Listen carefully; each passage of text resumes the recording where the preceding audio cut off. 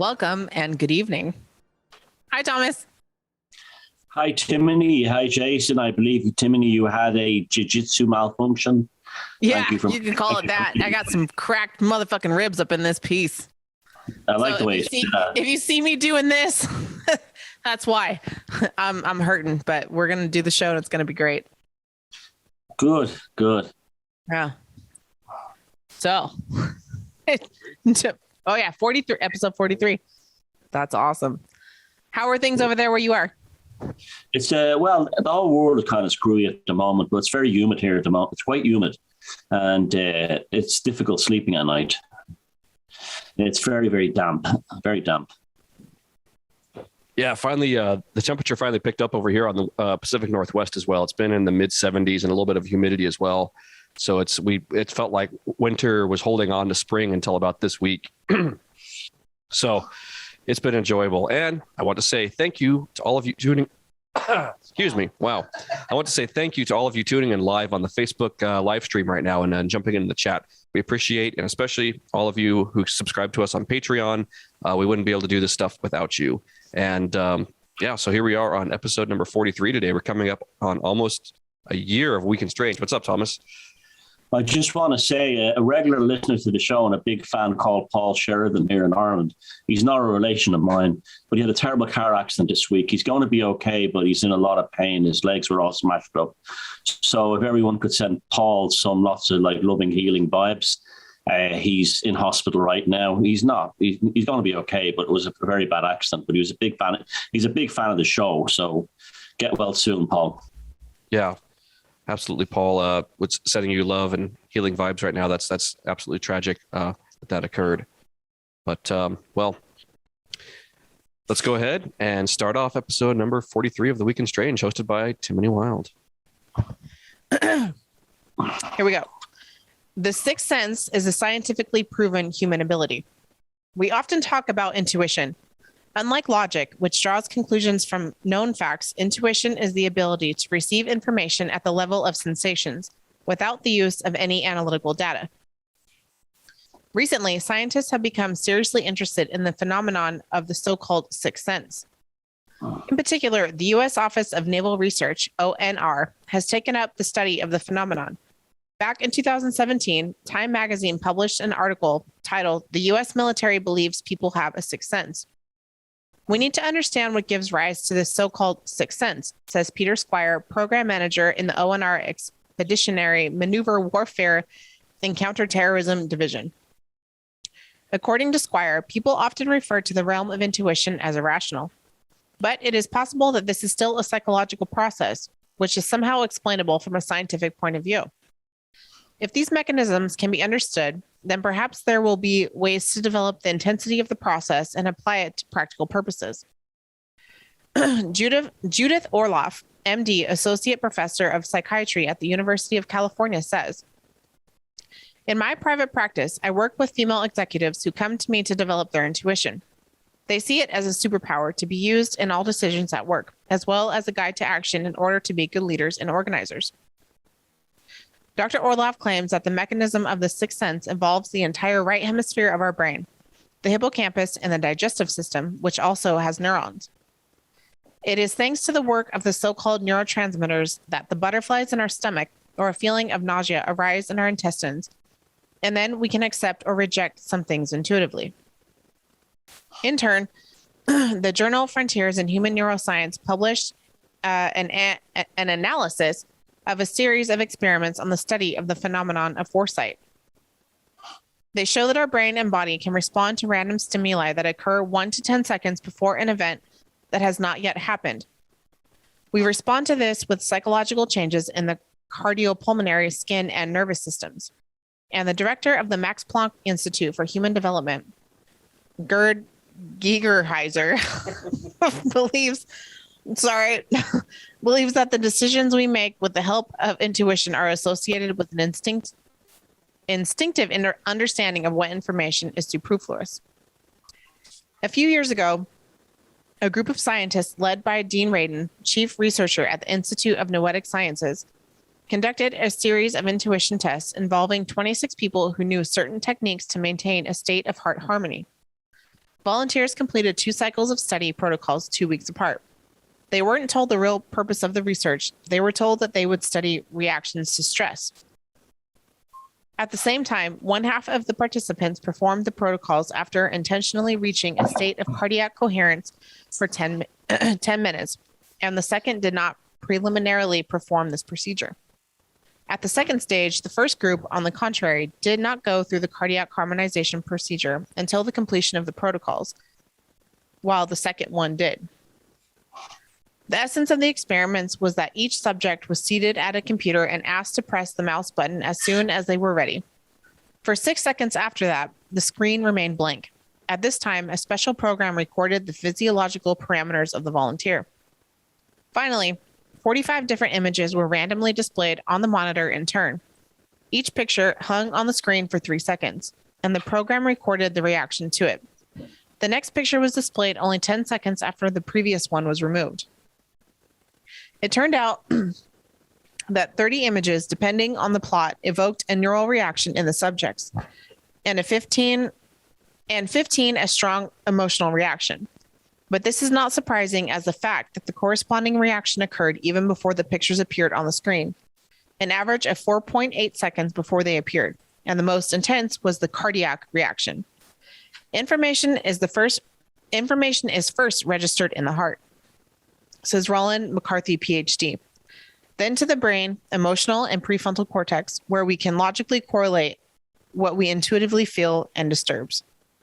According to the authors of the experiment, in addition to the traditional brain intelligence, we also have an intuitive heart intelligence. And no wonder we say, I feel it in my heart. Experts believe that the only way to use the possibilities of our intuition is to develop it by experimenting with different situations, and sooner or later, it will start to help you in your life. They're miles behind where we are. We've been doing this forever. Oh, I think it's really interesting that the Navy, the U.S. Navy, is the one leading this program, because I found it interesting that over the years, it seems like the field of the mind and the field of the psyche and of anything kind of paranormal and Fortean has always been kind of the domain of the U.S. Navy. And I'm not sure if that's because there's a correspondence between the world of thought and emotion and water, the element of water. I've kind of considered that maybe something having to do with surface warfare and it being more of a water-based thing rather than like a land-based thing. So that's why maybe the Army Intelligence Corps is on the one working on projects like this. But I just find it interesting. Over the years, through like the 20th century and into the 21st century, it's always been the U.S. Navy that's kind of been behind some of these programs like this that seem to be very interested in psychical ability. I think that they were kind of the ones behind some of the research into the MK Ultra kind of stuff too. Not necessarily the MK Ultra project itself. That was a CIA thing, but things like that and things how to counteract the effects of MK Ultra, or what people called back then pain drug hypnosis, PDH. The Navy was very interested in figuring out how to undo pain drug hypnosis and the kind of hypnosis that was possible with troops coming back from deployment from World War II, seemingly having been hypnotized into having kind of new ideologies implanted into them. But again, it's like the U.S. military has known for decades that there are psychical abilities. So this this article kind of has like a little bit of a cover story overlay on it, as if psychical abilities and the sixth sense are something new. But it's like, it's just cool that this information is coming to the forefront in a news article and talking about this publicly. But it's like, yeah, we, as Timothy said, they're light years behind the things that we talk about here. But I would imagine where they actually are, aside from where this article is, they're probably right up there with us, if not looking into the same exact things or things further than what we look at. What you said there about the Navy is interesting, because there's an old expression, I feel it in my waters, when you have a hunch about something. It's interesting that people use that expression, I feel it in my waters. Interesting where that one comes from. I think the physical manifestation stuff is very important too. Changes in heartbeat and all kinds of breathing and all kinds of other things that precursor these incidents that caused them. I've read a lot of war memoirs, and you wouldn't believe how many fellas have survived because of hunches. You know, they would see a crossroads and they'd say, let's go up this one. And because it looks quiet and safe. And he says, no, let's go up the other one. Something just tells me. And then they found out later was like, you know, a Panzer division waiting for them up there. You know, so many stories like this in war, and a lot of stories about rashes breaking out. In fact, I started keeping a journal about my rosacea. You probably see it now. I get that, the Viking disease, the top of my nose and around my eyes gets very red, see? And there's no rhyme or reason for it. But what I've noticed now is that it seems to happen before things get crazy. It's almost like my psychic defense is this red, that goes all across this part of my face. So I'm keeping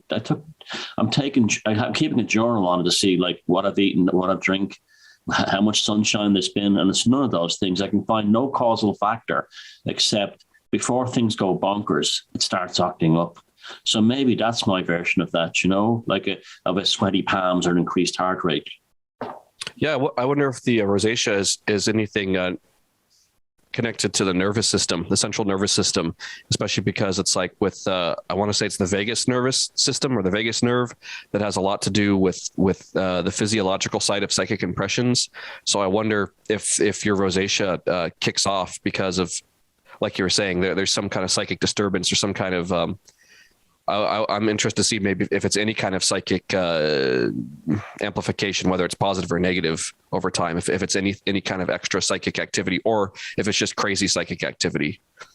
And also, as an aside, we've got a couple people in the chat saying that there's audio problems. Are you still having trouble hearing our mic over here on the US side and Thomas's mic? Perfectly strong. If you could just leave something over in the comment to see, so I'm trying to even out the levels as much as possible right now. But go ahead, Thomas.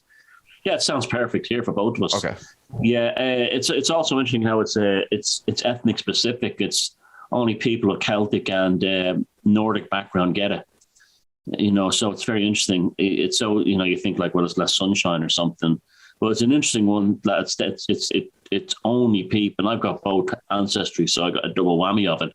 But it doesn't cause pain or anything. But now I'm starting to think it's kind of my early warning system or something. It's interesting. Yeah. I remember when I was in the Marine Corps, especially it was in boot camp, there were a lot of kids, 18 to kind of 25-year-olds that had the developed rosacea right there. And I think I developed it for a little while too. But it was just when I was in the Marine Corps. There's pictures of me. You can go back and look through some of my Facebook pictures from kind of like the 2009 to 2012 timeframe. And I had that same kind of thing, a little bit of rosiness across here. And I saw it a lot in my boot camp platoon. But I never had it afterwards. You see it here, see? No, the saturation is kind of, yeah. I see like most of the tone on your face is pretty similar right now, but if we were in person, I could probably see it.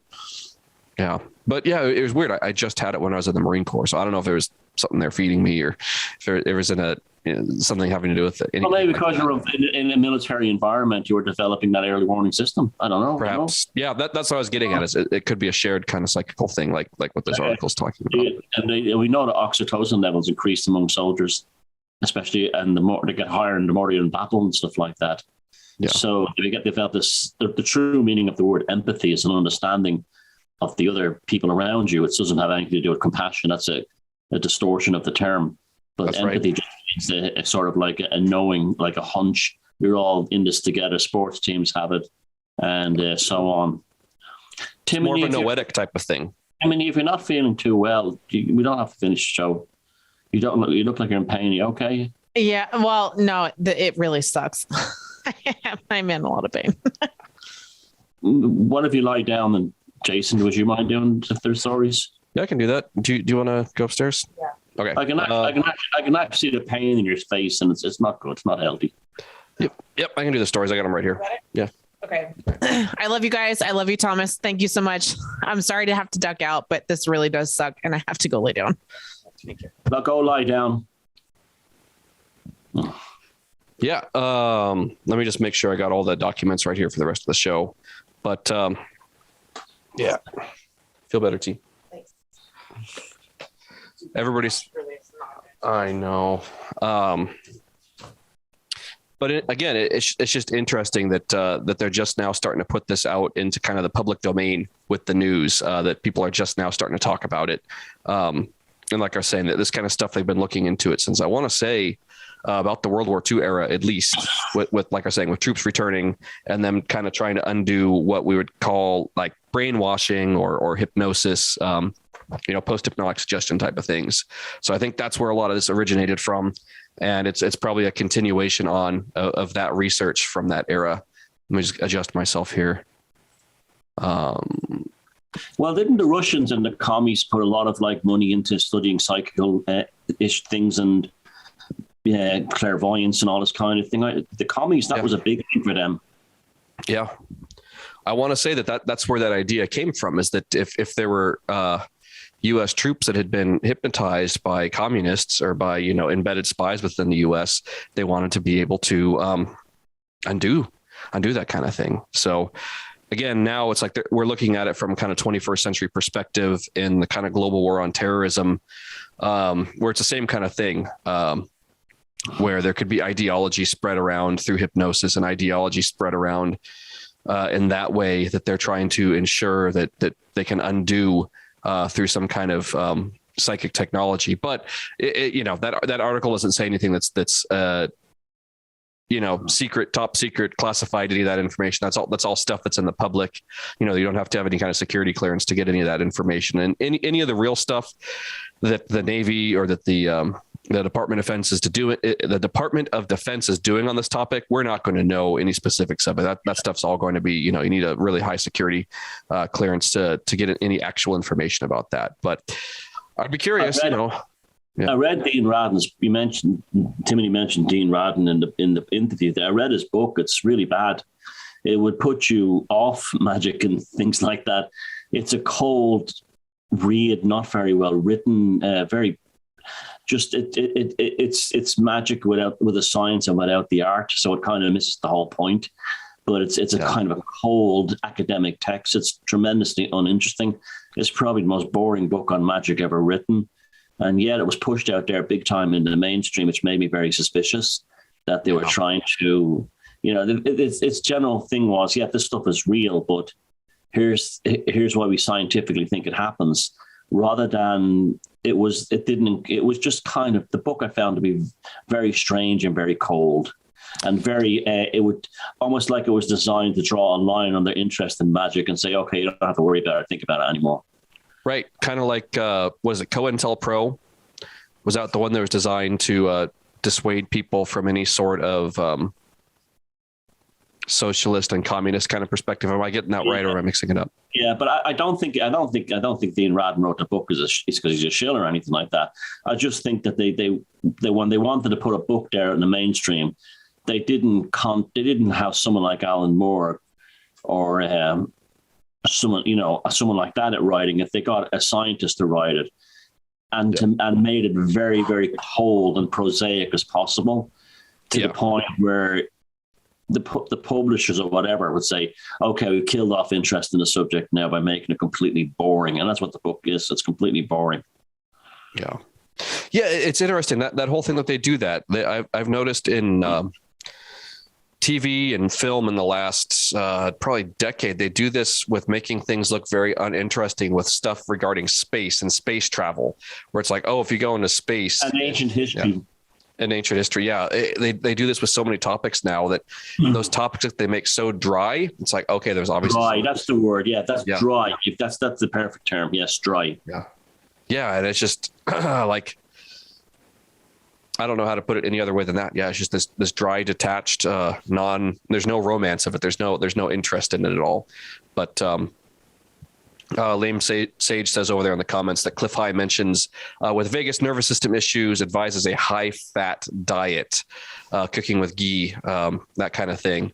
And isn't there something having to do with the nervous system is protected by the myelin, right? And the myelin is a fat. You have to have a high-fat diet in order to build your brain.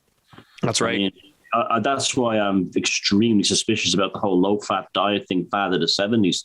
Yep. And you can actually, as the fat was removed from food, you can actually see a cognitive decline in Western society ever since. And also And all of us people born kind of after that era, there's all kinds of just strange health issues when people started getting rid of eggs and getting rid of fats, and they started doing margarine over here in the U.S. I don't know if you guys had that problem over there. Not as much, but when I first went to America, I was quite surprised by the amount of people had phobias about egg yolks. Yeah, butter, and yeah, you know, in Ireland, you're raised believing butter is a superfood; you can live on it.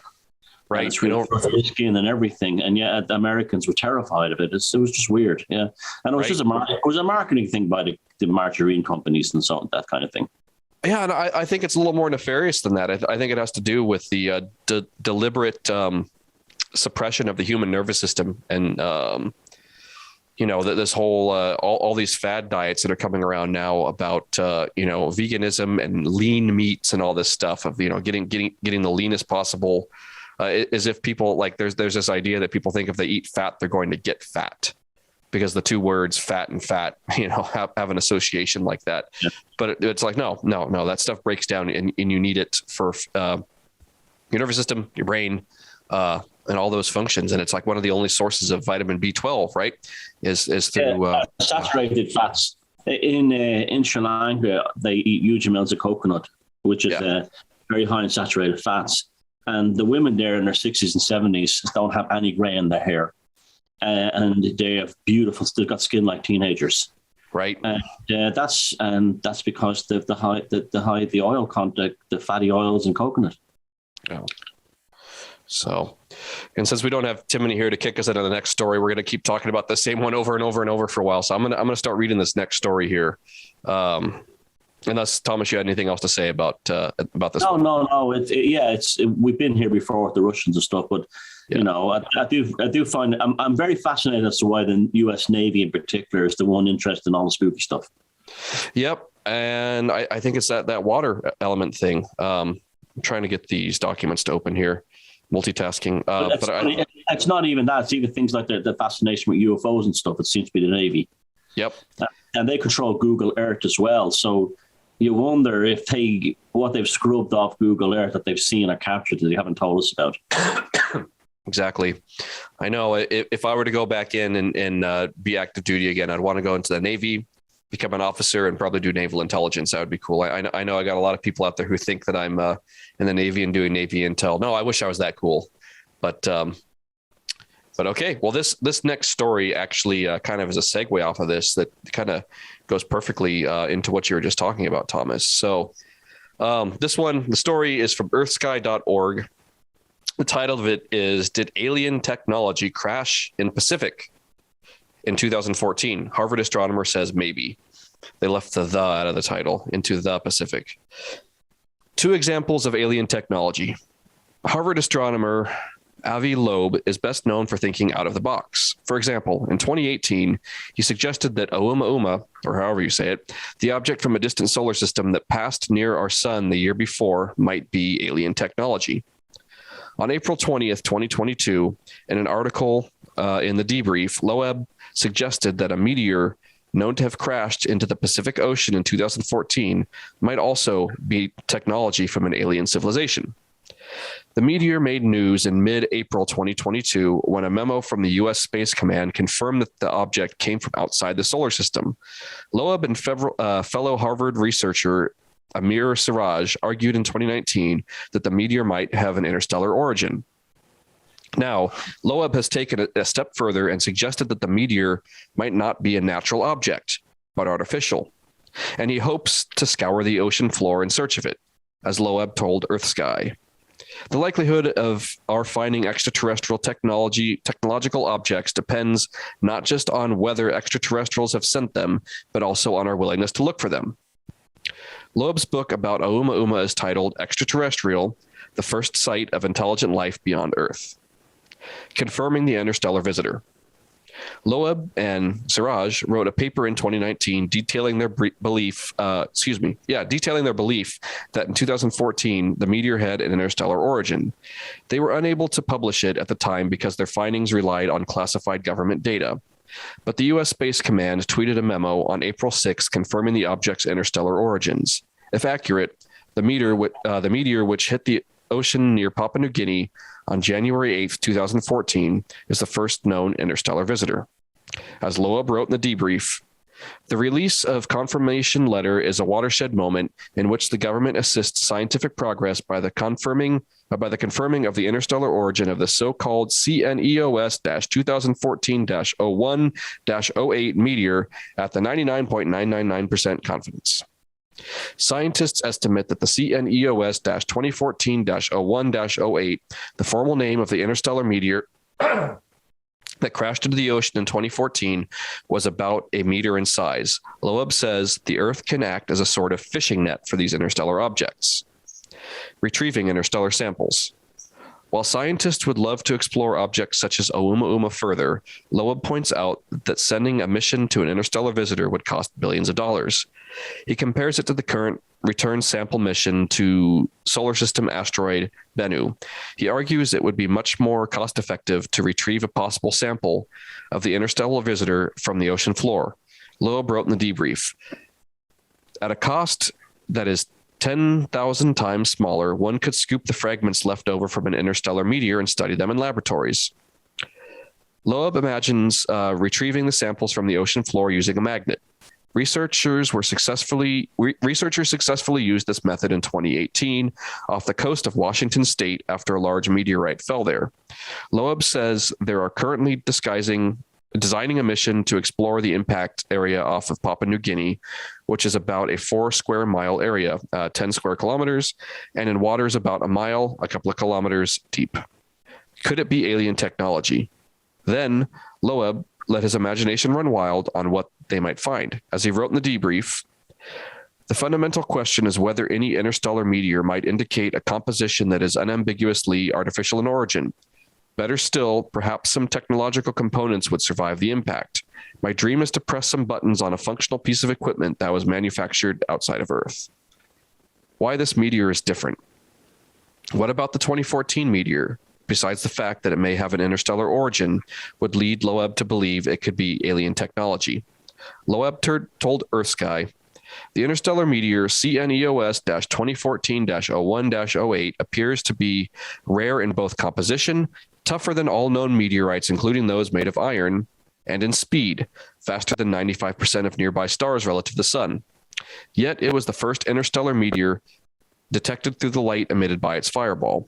Similarly, the first interstellar object detected through reflected sunlight, Oumuamua, appears anomalous relative to known comets and asteroids. To study these anomalies, Loeb says we must first retrieve the meteor fragments. Loeb continued, studying these fragments at a laboratory would allow us to determine the isotope abundances in CNEOS-2014-01-08 and check whether they are different from those found in the solar system meteors. Altogether, anomalous properties of the interstellar objects like CNEOS-2014-01-08 and Oumuamua hold the potential for revising continual wisdom on our cosmic neighborhood. Loeb told EarthSky, some interstellar objects may be artificial in origin, representing technological equipment from an alien civilization, just like the spacecraft we launched away from the solar system.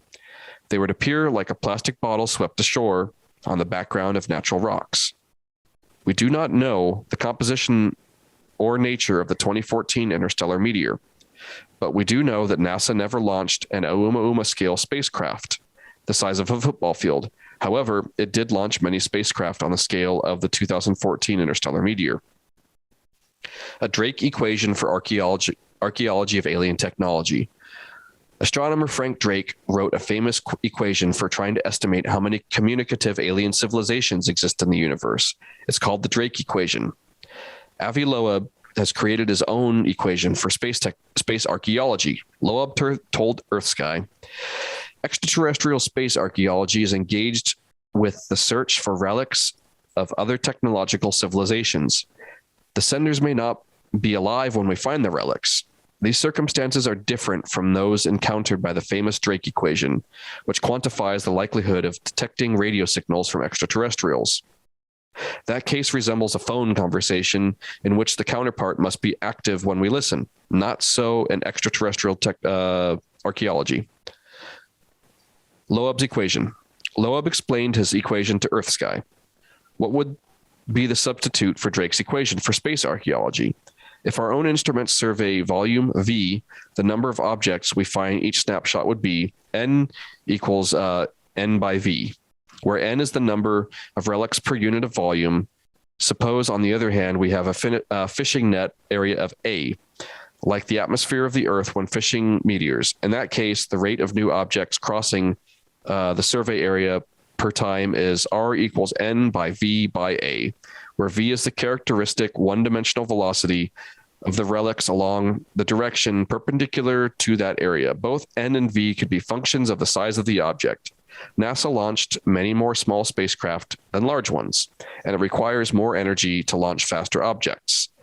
This all assumes that we are searching, but there's probably zero that some scientists that there's a probability that some scientists or politicians might believe, like an ostrich, to avoid altogether. The final equations are therefore, n equals lowercase n by V by, in parentheses, 1 minus O. I'm going to skip over this little last part about the equation. But here it says, bottom line, Harvard astronomer Avi Loeb speculates that the interstellar meteor that crashed into the Pacific Ocean in 2014 might be artificial instead of natural. Well, I'm starting to dislike this guy a lot, and I'll tell you why. When, like you and so many of us, when Uma came in and turned at a hard right angle, when it came into the solar system from above the sun, came into the orbital sphere of the planets, and then made a hard turn, right then I knew that it was an intelligently controlled object. End of. It was over there. There's nothing in nature does that. Some people tried to make out it was outgassing as it reached the sun, but you would not have a hard, tight angle of turn. That thing was deliberate. That thing was intelligently controlled, whatever it was. If it came in to have a look, or if it was whatever it was not a natural. Now, millions of us all over the world suddenly said, okay, yeah, that's it. I even made videos, if you look on my Thomas Sheridan 2 channel, where I even did a chaos mass of Onuma Uma. And amazingly, the following weekend, Ireland had its biggest UFO flaps in years. So that was an operation that worked very successfully for me. And that was enough. I didn't need to know anymore. Well, suddenly this guy comes out of nowhere from Harvard, and he owns the story all of a sudden. He's the owner of the Uma thing. And why? Because he's an academic. So naturally, all the alcoholics and cokeheads in journalism, cite him to try and, because he's the respectable source. He got a tremendous amount of attention. He was all over the media like a little boy at Disneyland. He was like someone who never had attention in his life, and suddenly had it. And now I have to ask that question. Is he missing it? Is he missing it and trying to jump a new story to get himself some notoriety again? Because he's had his Andy Warhol 15 minutes of fame. Now, he said this thing is from what I gathered, the theory of why they think this thing is extraterrestrial, which doesn't mean spaceship, by the way. It just means something from outside the Earth or outside the solar system, is because of the spectrum analysis of the light as it burned up in the atmosphere. It seemed to contain particles and elements that were vague. That doesn't mean they're unknown. And also, because of the rate of burn was slower, that it was somehow had a protective shielding on it to stop it from burning up completely. Now, that to me, to go from that to this is an alien object from another world is a gigantic extrapolation. And he's created a situation where you have basically something the size of a beach ball at the bottom of the deepest part of the Pacific Oceans, one of the deepest part of the Pacific Oceans. It's only 4 square miles. Yeah, it's 4 square miles. Look how long, they knew exactly where the Titanic went down, and look how many years it took to find that. So the one that was off Washington State was in shallow water. This one went down in deep, deep water. I don't know. I think this is a guy who got 15 minutes of fame, and he's now trying to set himself up as the Mr. Alien guy.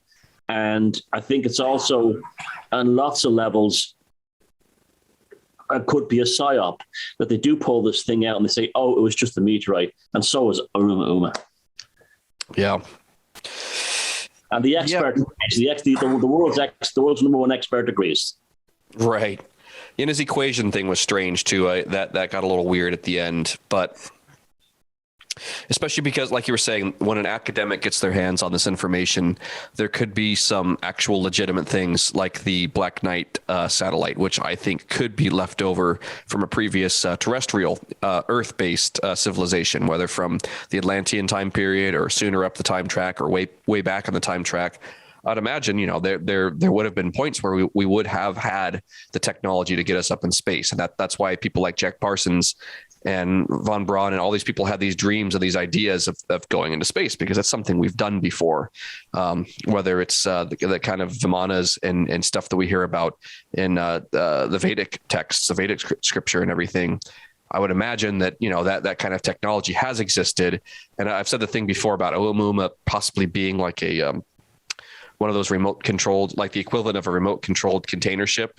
Like when we're looking at stories earlier, there was one about the first container ship successfully piloted by AI completely. So it's like this idea of ships being able to steer themselves. I would imagine that at some point, back in a past civilization, there would be something like Oumuamua carrying, orders from wish.com between different planets within the solar system or within the outreaches of it, and there's still stuff on there from the last time around, and Oumuamua could be some type of freighter or something like that with a terrestrial origin, and that's kind of my philosophy on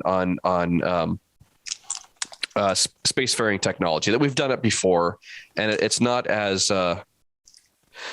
dry and unexciting as the scientific paradigm makes it, and it's not as exciting as Hollywood makes it and all of that, but it's somewhere in the middle, and it is incredibly mundane and exciting as something like international travel.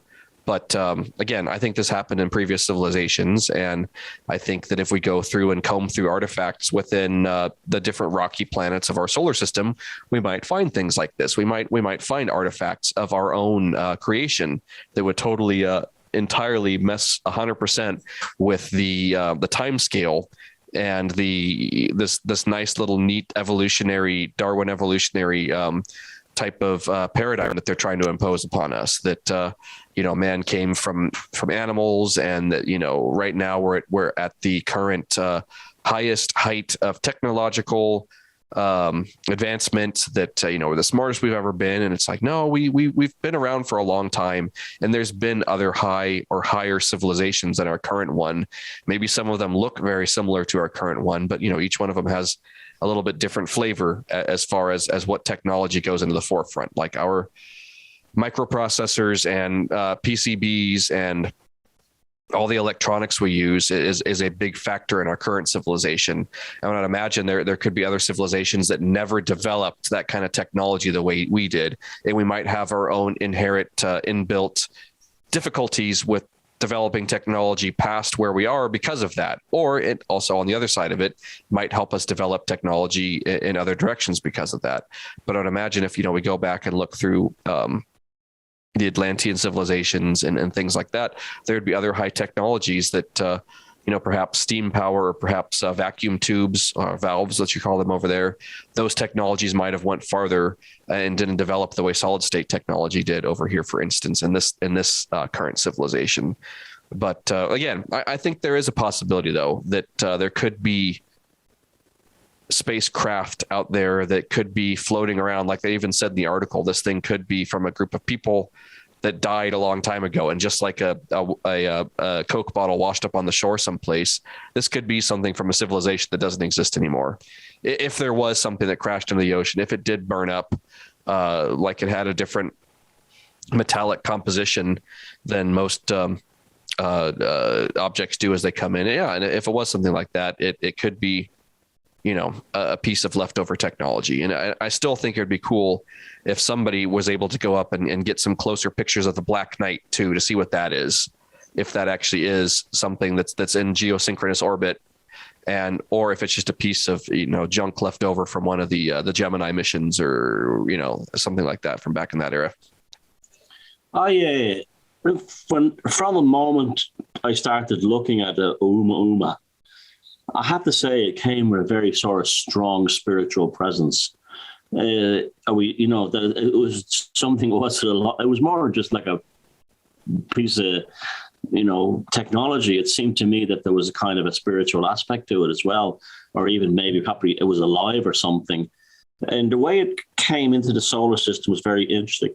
It came in and then shot out again, almost like an eyedropper. Like you have an eyedrop full of dye, and you drop it into one drop into the water, and the whole water becomes colored. Well, right after Uma left, everything went bonkers. The world went crazy, and it's still crazy, and things haven't been right ever since.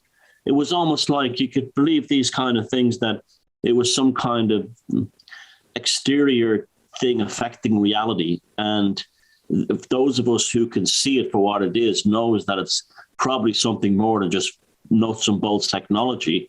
And this is why a man lobe exists, to have us keep us thinking it's a piece of metal or a robot or something like that. But I had a very strong spiritual reaction to that whole thing when it was going on at the time. I felt, well, look, if we're going to travel to distant stars, it's going to have to be through some kind of spiritual technology. It's going to have to be trans consciousness in that sense. It's going to have to be something like the Spice Melange in Dune, that's in a fold space and allows alters consciousness and allows us to fold space. It's going to be a spiritual technology like that. It's not going to be rockets and motors and this kind of thing. It'll have to be something else, because there isn't enough energy in this part of the universe for us to actually make anything that will get us to the nearest star. So it will have to be by something else. But yeah, I mean, this is what I don't like, the way this guy is setting himself up as Mr. Possible alien guy. And I also don't like his enthusiasm. And I also don't like the way looking for this thing at the bottom of the ocean would be a great way to stop you from looking up the sky, wouldn't it? Right. Yeah. And what you said about the spiritual implications of it, I think it could also be something too that within our collective memories as a species, something like that coming into the solar system, triggering a memory of the last time there was an interstellar visitor, like switching on something there that's been latent within our consciousness, or unconscious, if you want to even go that far, that we haven't been aware of. Just like things get switched back on like that when something in the environment approximates it. And if we haven't seen anything like that for eons, and then suddenly something comes in, it could switch on part of our psyche that wasn't there before. And then, yeah, everything just got so strange after that with the Rona and everything. It was just like it came in and it did something. And whether or not it had some kind of ability to manipulate human consciousness actively, if that's what the intention behind it was, or it just inadvertently did that by its presence, it still did. And we talked about in the first story kind of psychical things and hypnotism and brainwashing and pain drug hypnosis. You got to wonder if there are technologies out there that non-human extraterrestrial forces have, if they would have the ability to manipulate people's minds through some kind of object like that. If they sent something out, like a probe out through space, that has the ability to get into the closest inhabited world's psychic space, like some sort of intelligence gathering apparatus like that. It goes through and scans, and perhaps something like that was going on, that this could have been a scout, an intelligently designed and intelligently manned, controlled craft of some sort, but closer to some sort of organic technology that would interface with psychical ability more than our current technology does. We're just talking about, I was talking about PCBs and microprocessors and stuff. If there were technologies out there that were equivalent to the human nervous system, or equivalent to any nervous system, if that existed within some sort of spaceship like that, if there were biological entities that were either manufactured or grown, I would imagine, there could be some sort of spacefaring biological technology like that, they would have a consciousness attached to it and something like that. So it could be going through and scanning or projecting, both sending and receiving information. And that's why I don't trust this guy Loeb. What we've been talking about here, he seems to exist to actually narrow it down to a tiny bandwidth of very basic stuff, while discounting all the other possibilities that you've just mentioned. Yeah. And that's why I say I think there's a great possibility that all of that exists. I think we live in a vast universe, and there's technological stuff that's in lesser technology than we have. There's stuff that's in greater technology. There's biological stuff. There are entities that are in human form. There are entities that are in non-human form. I think it's unwise to group together anything that's not human or not earthbound as one category. I think there's a tremendous amount of variety out there as far as life forms that once existed and that do exist. And, we've got all kinds of interdimensional beings here mucking around with things. And I would imagine, like I've made a video about it before, that there are probably other humans out there too. And there are probably other beings out there that are, like the octopuses and stuff like that. There's got to be a tremendous amount of variety in the universe. I think it would be like having grown up in one part of the world and only seeing the same birds all the time, only seeing the same seagulls and pigeons and ravens and crows, and then going to another part of the world where there's entirely different birds, maybe a few similar seagulls and a few similar pigeons and stuff. But, you go around, entirely different new birds in this sector of the planet or the sector of the universe. You go around and just see the tremendous variety of life out there. There's a tremendous variety of life here on Earth. I would imagine that the variety and form of life off of Earth is vast, and it's spread out. We're just in the outer band of a galaxy out there. Who knows what else is out there? And there's probably, like I always use the analogy, big fish eat the little fish. Like if you have an aquarium, if you ever kept aquariums and you put smaller fish in there that can fit in the bigger fish's mouth, they're going to eat them, regardless if they're pets or not. If the fish can fit in the other fish's mouth, it's going to eat it. I once had a saltwater aquarium. I'm like, I've got this really nice little grouper, this little panther grouper. And then he's this white fish with black stripes, and I wanted to add some color in there. So I got these little blue, I forgot what they were. These are saltwater fish. And I'm like, they're going to look really pretty in there. And they maybe a third the size of the panther grouper. And I put the little guys in there. I'm like, that's just a nice little bit of color. And there goes a panther grouper. He just goes around and ate off. I'm like, fuck. No, I like those little fish. And he just ate them. And it's like, if it can fit the other fish's mouth, it's gonna eat it. So it's like in the universe, I'd imagine, we're not despite what we might like to think, we're not the biggest fish in the aquarium. We might be those little pretty blue and yellow fish that I had, and there could be panther groupers out there, So. Yeah. So I think the way to wrap up this story is that, be very careful of scientists and academics taking this stuff and steering it off into a cul-de-sac of their own ego or psyops to derail eclectic discussion into it like we just had. Agreed. Okay, so this is going to be another one in a similar vein. Let me get the visual for this going. Graphic. And I'm sure everybody's been seeing this one come across their newsfeed, the door. So, mysterious door photographed on Mars raises speculation about alien civilizations. Another mysterious feature discovered in various photographs taken by the Curiosity rover has led to people to fantasize about an alien civilization on Mars. The red planet, the fourth planet from the sun and Earth's cousin world, is one of the most fascinating places in the solar system. The reason? Because this not so distant world is the closest thing to our planet. Decades ago, Mars was always a desolate, barren world where life could never flourish. However, and thanks to many missions to the red planet, such as Perseverance, Curiosity, and Hope, among others, we have discovered in the last 10 years that Mars was a planet home to vast oceans, river systems, and lakes. In other words, scientists now believe that billions of years ago, Mars met the necessary requirements for life to have existed and perhaps flourished on its surface. A Martian mystery. Throughout the years, the various scientific missions on Mars have provided us with lots of information about the red planet's past, but also a plethora of photographs taken from the orbit and Martian surface. For example, Ingenuity, The first helicopter to fly on a distant world has provided us with incredible images of the Martian landscape as seen from above. The Curiosity and Perseverance rover have also done their job in photographic missions to document the Martian landscape as best as possible. From time to time, these photographs show strange aspects of Mars. A recent photograph beamed back from Mars shows a curious opening in the Martian rocky surface. Users on Twitter and Facebook have already dubbed it the entrance to Mars, quote unquote, and claimed it is the ultimate evidence of ancient alien life on Mars. The photographs in question, which have already made their way to news outlets around the world, sourced from official NASA website, the images were taken on May 7th by the Curiosity rover and appear to show an entrance to a shelter dug into a hillside on Mars. The red planet has introduced us to numerous mysterious anomalies seen in its photographs.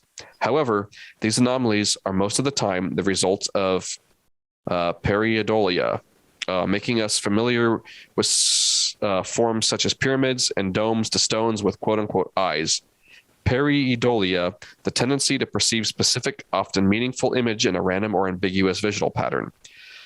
The latest quote-unquote Martian anomaly seems to show what looks like an entrance or door with alleged artificial features. Entrance to Mars. There are various photographs showing the alleged entrance to Mars. The Curiosity's rover's mast cam snapped the first SOL 3466 2022-05-07 T07 56 46 000Z on the rim of Gale Crater, and it looks like this. The picture that's here in the article that you're seeing. And it shows a couple more pictures. Another version of the curious feature on Mars, a colorized and possibly better resolution image can be found on Gigapan website. And this is this really the ultimate evidence of an ancient civilization on Mars? The answer is no. And what we see here is an example of pareidolia, an optical illusion combined with shadow play generated by the natural fracture of rock due to some natural phenomenon in the remote past. Also, since it is impossible for people to judge the size of the alleged entrance based on this photograph, it is easy to come up with theories of alien civilizations and stonemasons on Mars. That would be a really cool name for a band, Stonemasons on Mars. According to the team behind the rover, the entrance is no more than a few centimeters across. So unless the minions live on Mars, this is likely just another curious geological feature of the red planet. Yep, dry. The minute that thing showed up, I was like, what's the big... Why are people losing their minds over this? It would depend on the size. I said, if that thing is a few inches small, then it's perfectly natural. But people assumed it was the size of like you could drive a car through or a human walking through standing up. And it ran like wildfire, that thing. And I was looking and I was like, people were even sending it to me. What do you think of this? What do you think of this? And it's probably the size of like, a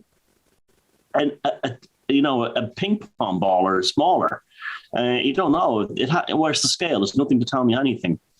But it didn't even look like a door, really. It looked like, I don't know.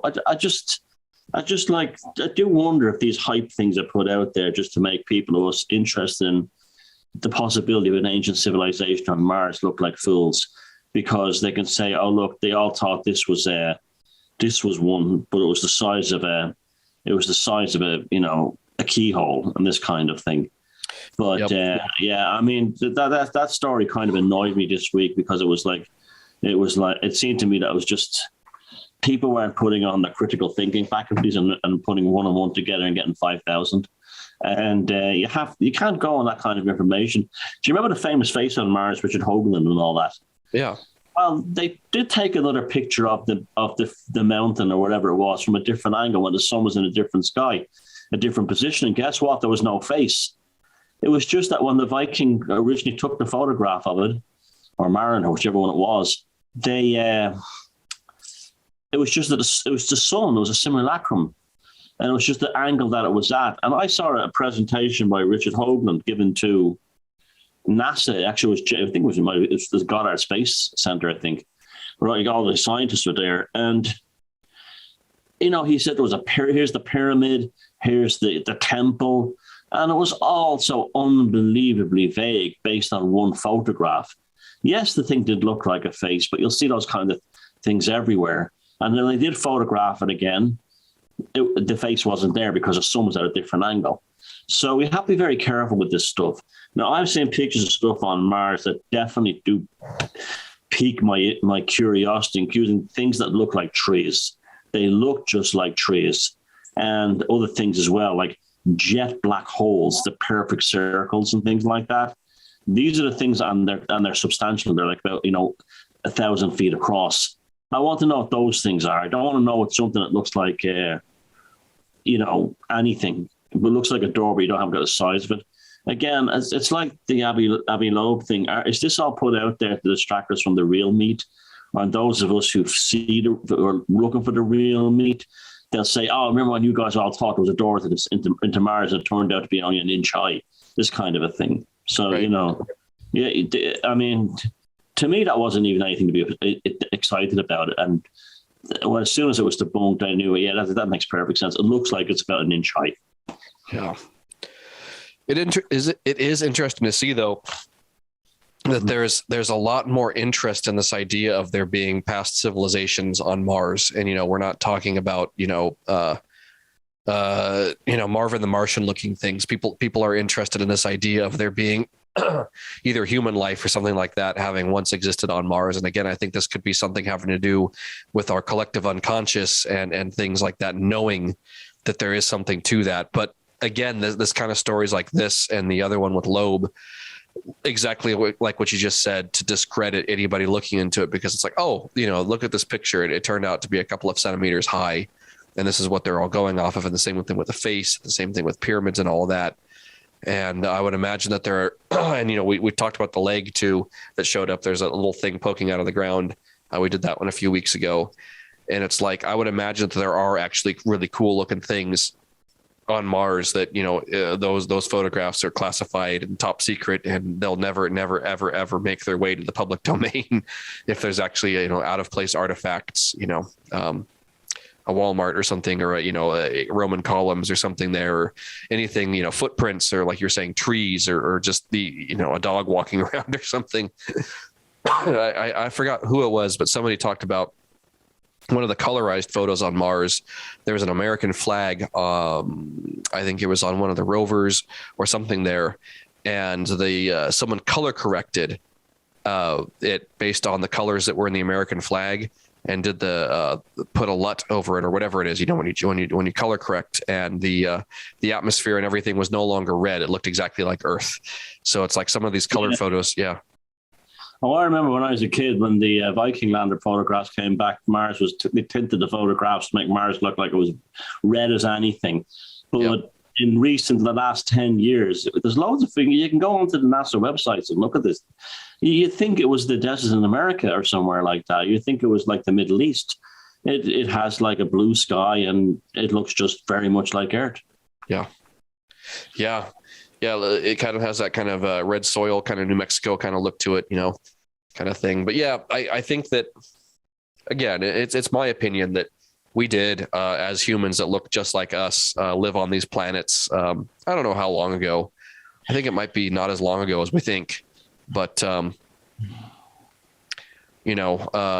stories like this, though, make anybody who talks about this stuff look pretty ridiculous. Yeah. And again, I come back to I remember like when I first read about the Soviets and how they said that like the spiritual experience was, through cosmism. They were atheists on Earth, but they said that the spiritual experience was attainable in space. That's what that movie Solaris is about, and the original Russian one. And it's because a guy meets his dead wife in space, the ghost of his wife, or another version of her in space. And I feel there's a very powerful, strong spiritual dimension to all this stuff as well. It's beyond just like, again, flesh and blood and nuts and bolts. And I think you're right. I think there was probably, if there's one place there was actually humans living on it, it has to be Mars. Because I don't know why I feel that way, but it just is. Because it's almost like, look at all the sci-fi around it as well too. Like, did you ever see that film from the 1960s, Robinson Crusoe on Mars? It's very good.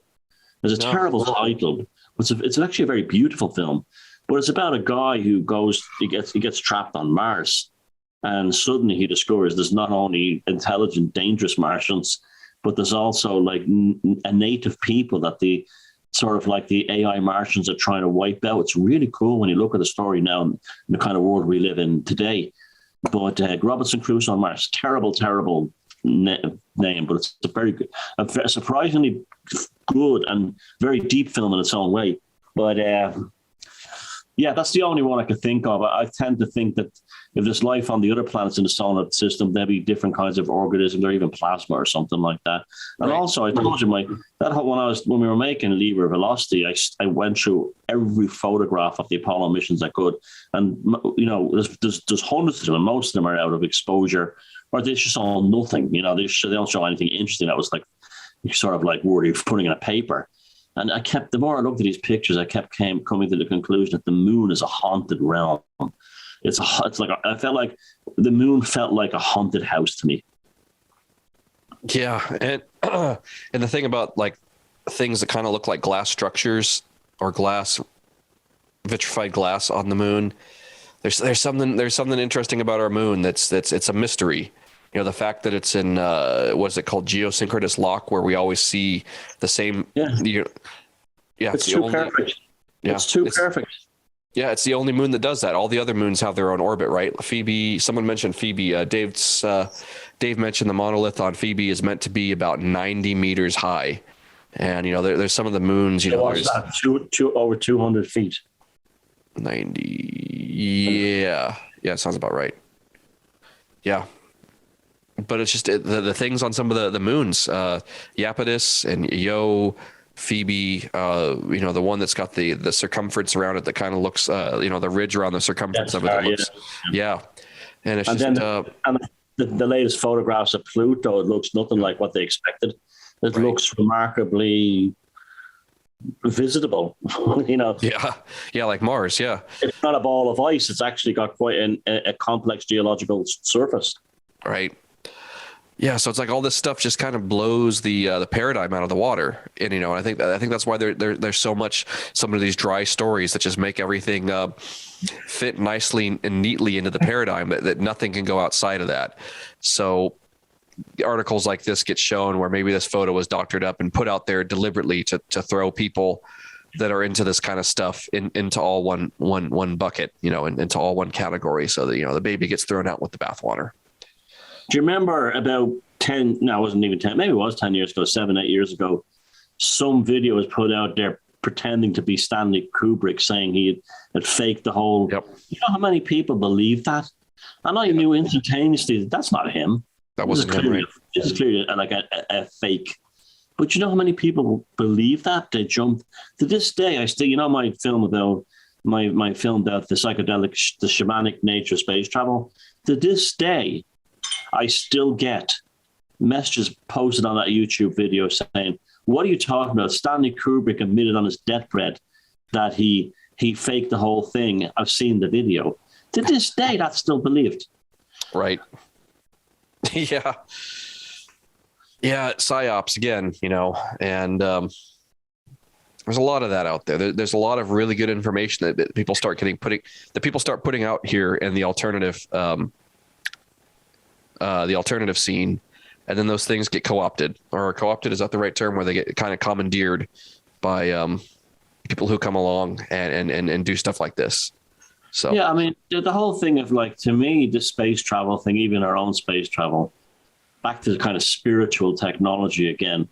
And I think this is what Jack Parsons and Fred and Foreman were on about, is that they saw it as more than just it was alchemy, it was ritual, it was the way the Saturn V comes out the tabernacle and is brought to the altar to be launched into a godhood.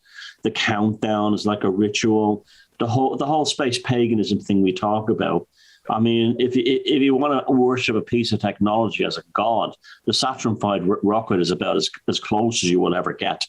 I mean, that thing is like that thing was just. You see the videos of it taken off in slow motion, which we featured in the film. That whole thing is. I mean, that's a spiritual experience if you're looking for one in technology. And I think one of the reasons that we've lost interest as a species in space travel is because the ritual has been removed from it. And it's just become a bunch of nerds. And again, like the Dean Radin book, it's become cold, like you said. Right. And it's been taken over by the likes of SpaceX, where they've got like these agendas, like renewable stuff about like these boosters that are reusable and things. And it's like, it's just, in order for us to go forward and kind of claim our legacy as a spacefaring civilization, it's got to go back to, you know, space paganism type of thing, that term I've tried to coin, the term I've coined. We have people like Jeff Bezos and Elon Musk running our space program. It's horrible. It's horrible. Yeah. Yeah. And it's like you were saying with it was like more than just the Saturn V, it was the entire like Apollo program, and the, you know, even naming it Apollo, you know, rather than like STS with the space shuttle programs and stuff, like they, you know, rather than naming it with numbers, like these objects that were five. I mean, you can relate a pentagram perfectly on the bottom of the engines on the bottom. You know, everything Saturn V, the whole thing. You know, the way the king who ordained it was Kennedy was sacrificed. You know, we'll do this, that, and the other thing. And then he gets sacrificed in public, and it's Cape Kennedy, you know, Cape Canaveral. The whole thing was infused with a tremendous psychic charge. There's no psychic charge in it now.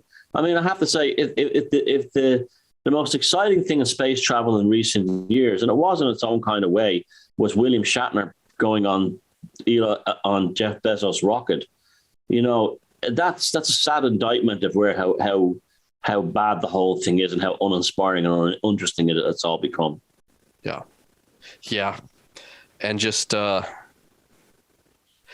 with the Apollo program and all of that, like you had all of them, a lot of them were Freemasons. A lot of them were, you know, naval officers. And it's like, there's that legacy that kind of came along with it. And then they started like in the space shuttle missions, sending, you know, with like Christina McAuliffe, sending school teachers and people that, you know, weren't psychically grounded enough, trained enough to be going into space travel. And then, you know, what happened? You know, the space shuttle turned into a nothingness. Yeah. So the mission control wasn't all the Scottish Rite Freemasons. Yeah. There's lots of videos of them congratulating each other with the Masonic handshakes. Right.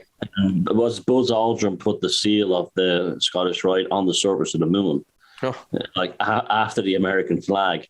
It kind of shows you who was ruling the world back then. I don't know about it now, but back then they had the kind of power they had. Yeah. But I mean, they still, you see, the Freemasons, what did they build? They built cathedrals. You know, and so this was the last cathedral they built was one that flew to the moon.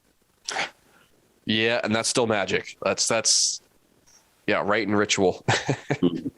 So that something like that needs to come back. But it's like I would think that, I don't know, it's my opinion that probably the current Scottish Rite or the current Freemasons have probably been infiltrated by the same group that infiltrates everything.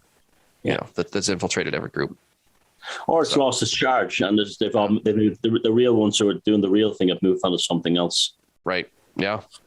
So the internet killed a lot of things, and the internet and particularly social media created an artificial intelligence, and with that, an artificial spirituality or a new domain or realm for things to manifest.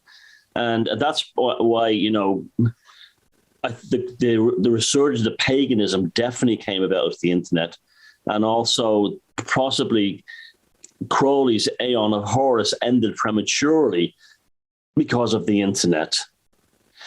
So there's probably some kind of, they're often, the real ones now are probably often some kind of AI world or something. I don't know.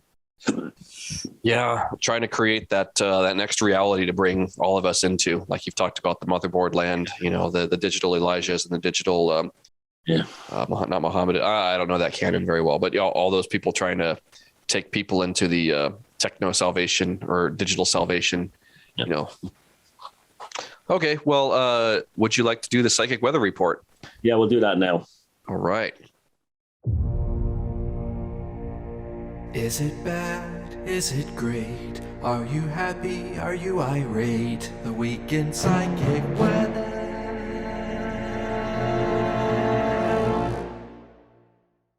Well, hello, everybody, and welcome to the Psychic Weather Report for this week. It's the 16th of May, 2022. When I finished up the last one, I said, okay, it'll probably peter out into nothing. The prevailing sense of psychic tightness that existed over the weekend, last weekend. And then something started to happen on Monday. There was a lot of people reporting being constantly tired, jaded, and a lot of people having nightmares, lots of nightmares. And I said, okay, I'll keep an eye on this. This is kind of interesting. Now, basically, we have a full blown at the moment, and it probably happened with due to the moon we had last night. The eclipse it was 4 a.m. here. The eclipse of the lunar eclipse. We probably have a full Choronzon 333 manifestation right now on the electromagnetic spectrum. I made a video yesterday that was no different than all the videos I normally make from the car, and yet it was swarmed with babblers, and that's the telltales. That's the chaos musicians who worked on the internet said that would be the telltale sign of the Choronzonic infection. Was the babblers, babble, babble, babble, babble, and very strange individuals who arrive out of nowhere, who just want to pull you into arguments, pull you into debates you don't want to do, circular logic, things you can't control. Out of nowhere, confusion, babble, babble, babble. They'll use 25 words and 50 sentences to say something that can be said in one word. If you reply back and say, oh, well, I don't agree with this, you'll get 50 sentences, all kinds of other things. This is the classic Choronzonic infection. And it has risen at the moment. Now, this is interesting why it's risen at the moment. That's really now we have the lunar eclipse there. I know Mercury's in retrograde, but for those who don't know, Choronzon is a super demon that was first identified by Edward Kelly and John Dee back in the Elizabethan era. And if you know about Crowley, you know that he brought him into manifestation in the Tunisian desert along with Victor Neuburg.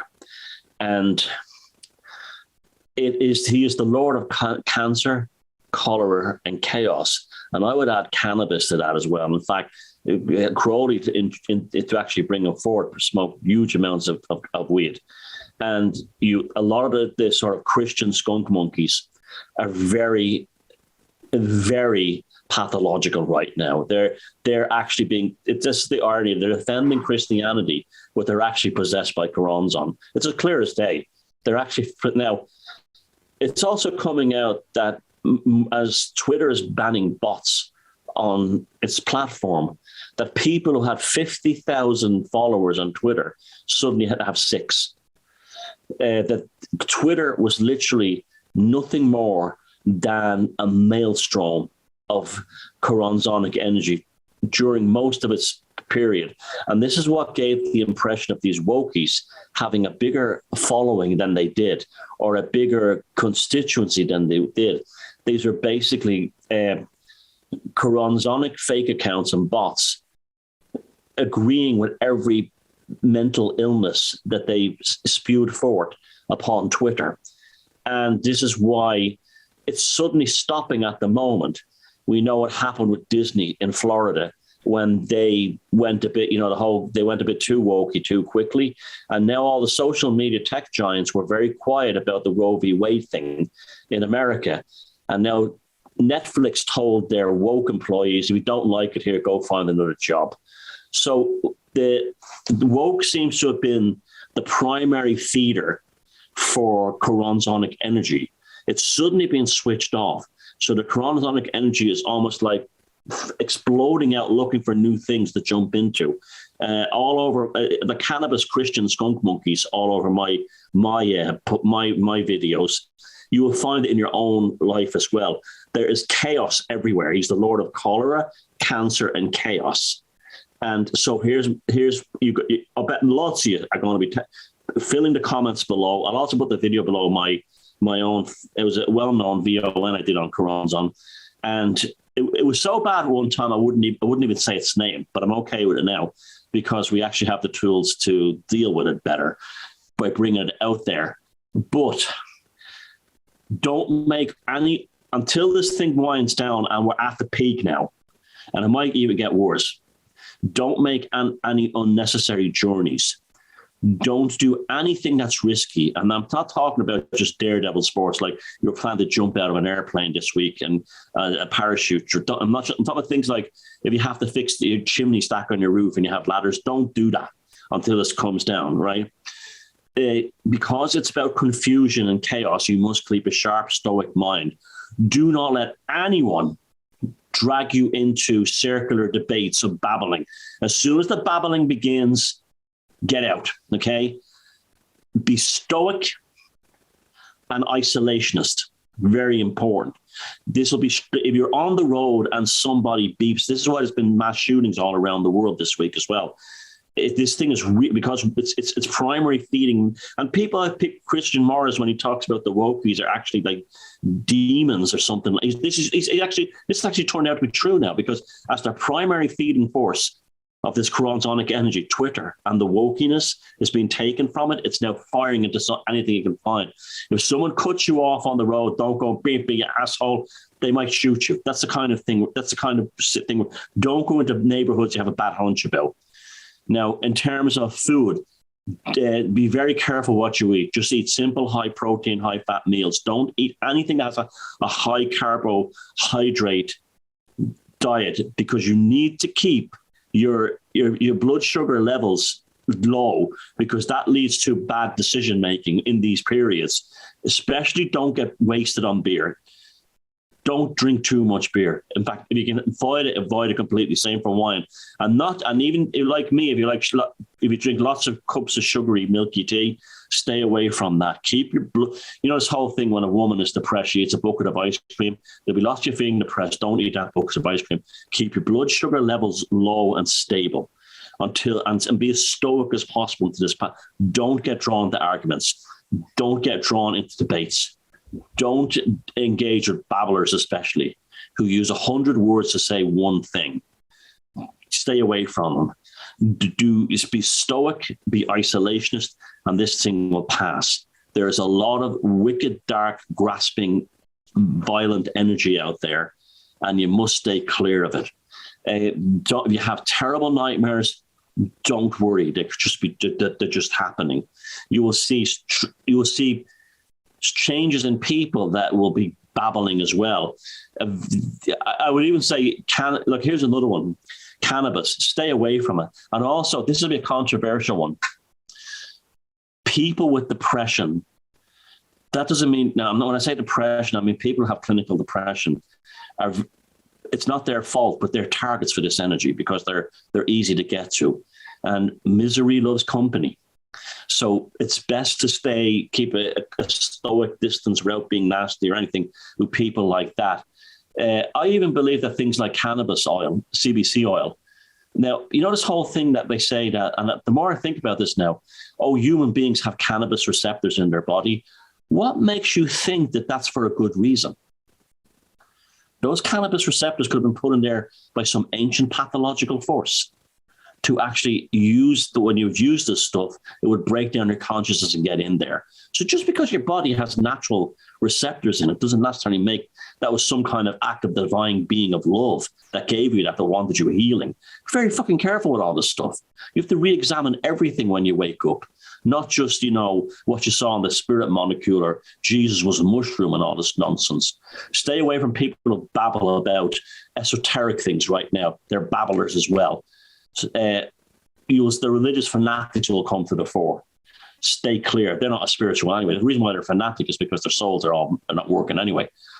Stoic, don't make unnecessary journeys. Don't do risky things. Watch your blood sugar level. Stay away from beer, cannabis, especially cocaine. Stay completely away from that. And just wait, hold out. We're in a very turbulent, psychic, and dangerous period. This thing will find some other thing to get into. Now, I'm not going to come out Mr. Doom Monkey here, but usually when these things have happened in the past, something pretty bad has happened in the world. So I don't know whether it's what's going on in Eastern Europe right now or in the United States with the Strangest and that government and so on. But don't be surprised in the next week or two, some monumental thing happens in the world. Usually, if you look at things like 9/11, there were mass shootings in the run-up to it and things like that. Renfielding on a grand scale.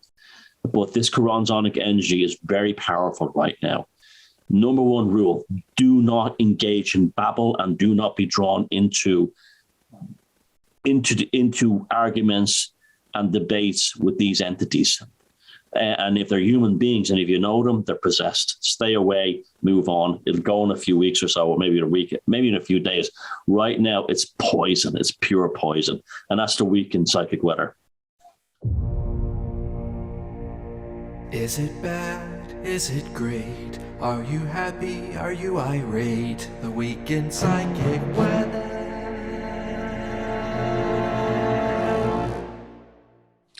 Thank you, Thomas. That was an excellent psychic weather report there. Really good one. And I've had this inclination in the last, say 3 or 4 days, maybe 5 days. I've just kind of left my phone next to the bed and haven't really been interacting with it all. And, you know, I go hours and hours and hours where it'll just sit there, and I've not wanted to interact with my inbox. I've not wanted to interact with my text messages or anything.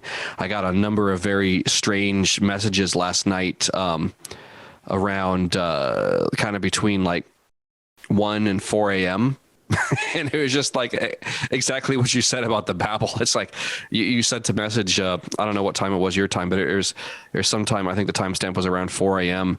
about that thing that the graphic about a Coranzon for today's show.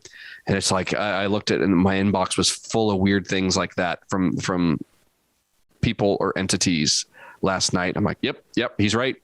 And it's just like I've just had this psychic impression of, I got my phone there, and usually, I'll go around on Facebook and scroll and talk to people and stuff. But the last few days, I've kind of just, I've wanted to just do my thing. I wanted to play music and jam and, do my stuff, do work and do real life things. So it's just kind of a nice validation of what you're talking about. Yeah, just go into yourself and do your thing. Yeah. Okay, well, let me get the next story going here. This one carrying on with the space theme. This one's from cnet.com. The title of the article is Astronomers Reveal First Groundbreaking Image of Milky Way's Black Hole. This is Sagittarius A, the supermassive black hole that resides in the center of our home galaxy. For the first time, humanity has stared in the dark heart. Jason, do you have a photograph? Oh, I'm sorry. Yes, I do. I'm trying to multitask. I'm trying to see it. There it is. That's more like it. Yeah, that's what happens when Timony's not here. Okay. So for the first time, humanity has stared into the heart of the unfathomable chaos at the center of the Milky Way and brought its shadowy form into focus. The object staring back at us is Sagittarius A, a monstrous black hole that binds our home galaxy together. On Thursday, scientists with the Event Horizon Telescope, EHT, collaboration revealed the first direct visual evidence of Sagittarius A in coordinated worldwide press conferences. Composed of over 300 researchers, the collaboration made headlines 3 years ago unveiling the first image of any black hole, and has been attempting to image Sagittarius A since 2009. Today, the world bears witness to the fruits of their labor, and it's every bit as groundbreaking as expected. This dazzling light, swirling orange around a shadowy circle, traveled more than 26,000 years to reach us. It is of luminescence birthed at the edge of Sagittarius A, where Earth's northern ice sheets reached as far as Manhattan, caved bears still roamed Europe, and Homo sapien settlements were being built from mammoth bones. Oh, God. I wish I could tell you that the second time is as good as the first when imagining black holes, but that wouldn't be true. It's actually better said Freyl Ozel, an astrophysicist at the University of Arizona and part of the EHT collaboration. Ozel's sentiment comes from the fact that EHT's image of Sagittarius A isn't just a spectacular sight. It's concrete proof that humanity has, in fact, managed to take pictures of an elusive engine powering our universe. Sagittarius A has a donut-like structure akin to the team's previous black hole picture, therefore confirming these glowing rings aren't the product of coincidence or environmental noise. They represent black holes. The saga of Sagittarius A. It was 1974 when astronomers initially discovered the evidence of Sagittarius A, thanks to a very bright radio signal emanating from the heart of the Milky Way. But at that time, it wasn't clear whether the cue came from a black hole. It was only suspected. Over the next 4 decades, however, further observations revealed stars circling the radio source in extreme orbits and at extreme speed, both expected to occur around black holes. And in 2018, there was even more comprehensive information that Sagittarius A is absolutely a supermassive black hole, and one with the mass of over 4 million suns. Oh, hold on. My phone glitched out. Oh, God. No, we leave it at that. Yeah. Okay, let me get back onto OBS here. My phone didn't want me to read the rest of that article. It went to something else. The fucking ISR I'm looking at us right there. Yeah. That's what it looks like. Yeah. Again, you know my thing, on. black holes. I'm not fully convinced they exist. Right. And could this be the eye of Karanzan as you're talking about this Karanzanic energy? Yeah, I mean, that could be an unknown phenomenon. It doesn't have to necessarily be a black hole. Right. And they just give it that name.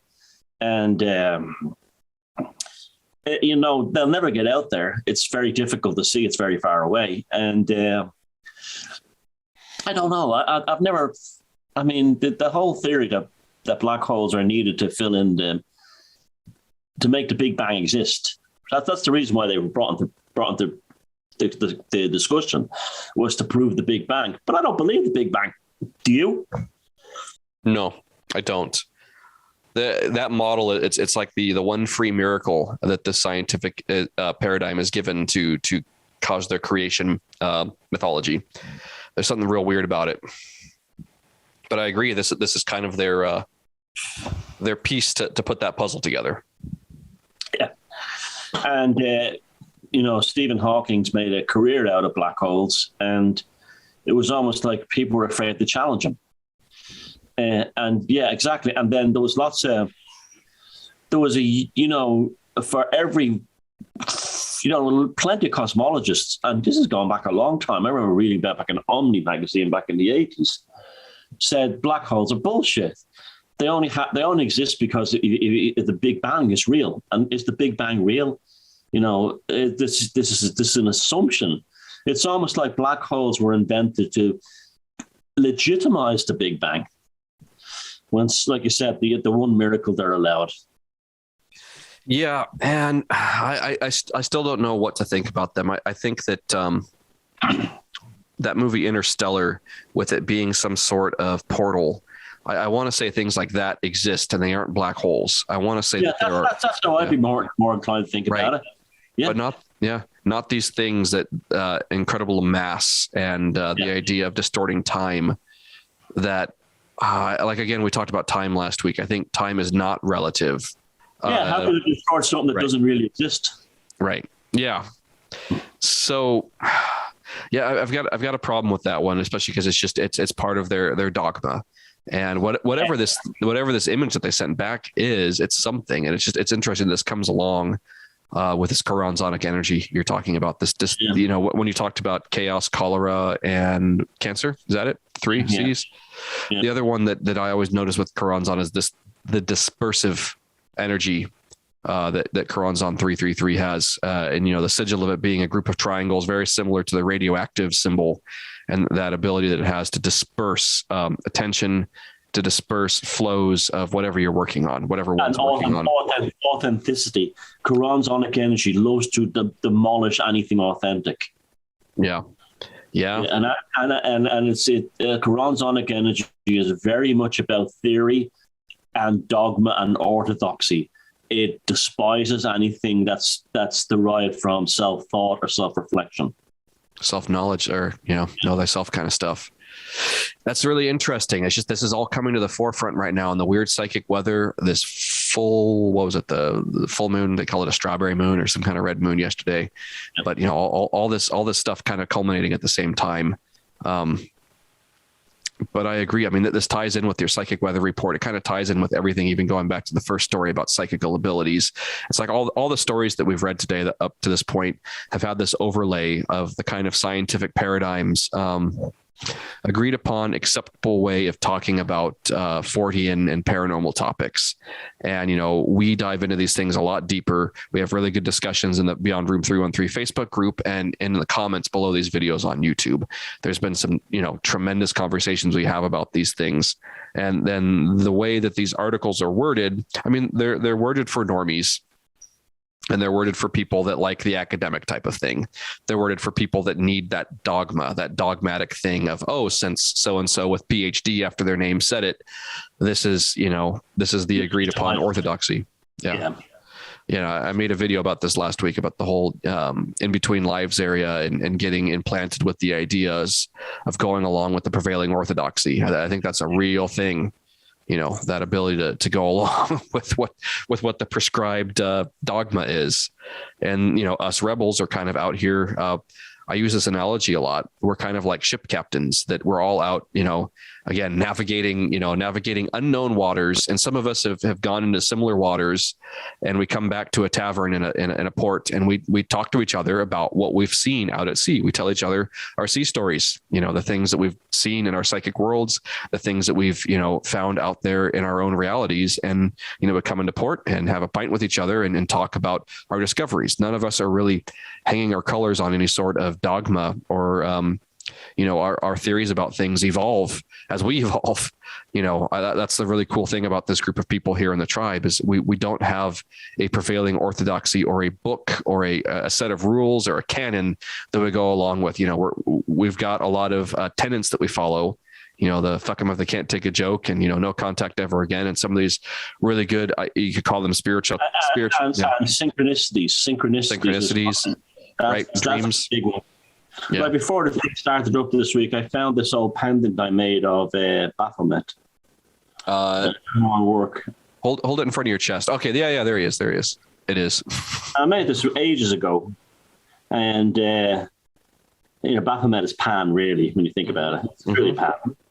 And it was funny that I found it on Tuesday and started cleaning it because it'd been covered in dust, and I repainted the black and silver parts because they got a bit grubby, and then varnished it. And then the whole Choronzonic thing starts kicking in. So it was almost like that was kind of like, a nature spirit thing, telling me that, I don't know. Yeah. Of all the things to find, Right. I know. I was going through some of my own stuff as I kind of went through a little bit of some boxes of things I have, and lots of little dream journals and cut-ups that I did. I'll have to share some of them. There were actually two pendants I found, and the other one was an owl. Oh yeah, that I did a while ago, but it didn't come out well. The molding, the epoxy clay molding didn't work very well. But the owl is two things. It's wise, it sees in the dark, and it's also connected to Athena, who the goddess of strategy and magic. So I put, we all do in the tribe, we put tremendous cachet on synchronicities. Yep, and dreams. Yep, and dreams. Yeah. Dreams, keeping track of those things, keeping journals, writing it down. Looking back over it after a few years, I was looking through some of my old journals. I'm like, God damn, things I was writing in 2018 are just now starting to show up. If you saw some of the stuff that I've made back 10 years ago, it's all come true, like to the word. Yeah. To the word. Yep. Yeah, I'll have to find it. Maybe I'll post it in the group. I made this cut up shortly before the whole Rona thing. I think it was in like January of 2020 or something like that. And the content that came through into it, I'm like, whoa! I know that feeling. I know that feeling. I'll have to pull that out and take a picture of it and post it in the group. But that's what I really like about this group is we don't have a dogma where people can, put a beat on us, where people can figure out, our patterns because we're constantly evolving, as individuals and our own philosophies. There's no one philosophy that the whole tribe, prescribes to. Oh, no. And right. then as soon as that happens, it's dead. Right. Because then when you put a book of minutes on it, it becomes a politics. It becomes politics, and then you have to defend that narrow, the narrow thing. My attitude is that it's very simple. Switch off the TV, look for synchronicities, and monitor your dreams. Be very creative and communicate with nature, and that's the end of that.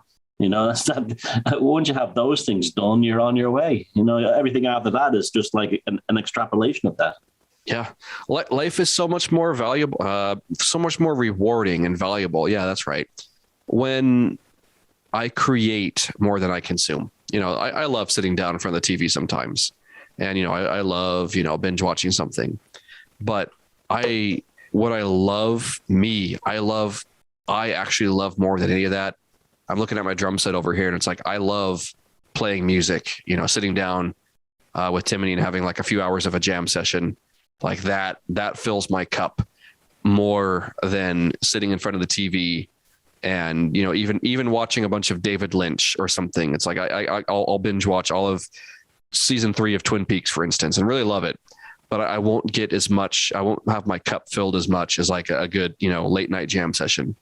It's like, playing music, painting, composing, that creative stuff in my life does so much more for me.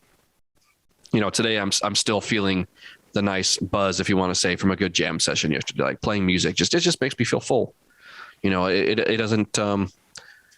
It's a nice exchange of energy. The energy that I put into the music and the energy that I get back from playing that music. It's wonderful. So it's like, yeah, the more that I create rather than the more that I consume, it's always nice. And it's like that going along with dreams and being able to compose music about, dreams and visions that, my favorite thing to do is like before dinner, before like a weekend dinner on a Saturday night, I like to go take a nice hot shower. And before, I get nice and hungry, I won't eat a lunch or something. So I'll be really hungry for dinner. And while I'm in that shower, it's like this meditative state of having the hot water running across my body and my face. And I'll get the most tremendous noetic insights. Yeah. And a lot of times they come in the form of music. And it's just an amazing thing. Yeah. Yeah. All of the themes for the Suite for Liber Velocity that I sent you back in December of 2020 came from, I'll just call it a shower session like that, where it's like, it was like, that sounds fucking terrible, but it came like on a Saturday night. It was like, it was a pizza night or something. And I'm like, okay, I'm taking a nice hot shower. And it's like, I got out of the shower, like towel didn't even dry off. I went downstairs and just recorded into a vocal mic those ideas, which actually ended up in the score. I used the actual recording that I did that night to put into the all those themes that came to me. I just took the recording with no editing and used that, found the tempo of it and doctored it up and everything. But it's like those noetic insights in that kind of, it's not a trance state, but it's a meditative state. With the water, a fire sign. I'm a Sagittarius, so there's got to be something about the complement of water, warm water, and that kind of stuff. It's just it's great being able to do that and have melodies and ideas for stories come to me like that. It's just the tap opens when the water's like that. The same thing happens. Yeah. Yeah. So is that a wrap for tonight? Yeah, let's call it a wrap. It's getting close to 3 o'clock over here. Before we go. While you were doing that, I've been shuffling the thought deck here. Yeah, I was wondering, yeah. I'm going to pull out one card, okay, and see if this manifests between now and the next show in some way, okay? Yeah. I got now the next one that lands on the top of the deck, okay? We'll just close the show after this. We won't discuss it here. We'll just show the card, name it, and then get out, and then everyone else can jump in and do it, okay? And the card is the Knight of Wands.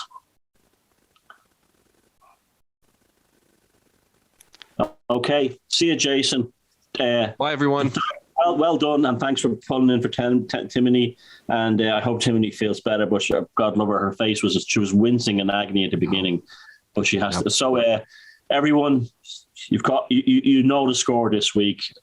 Protect yourself, and I'll let the rest just decipher what the Knight of Wands was about in the card. See you, Jason. Good night, everybody. Night, everyone. Send all of your love and healing vibes to Timony and Paul. Yeah, Paul. Yeah.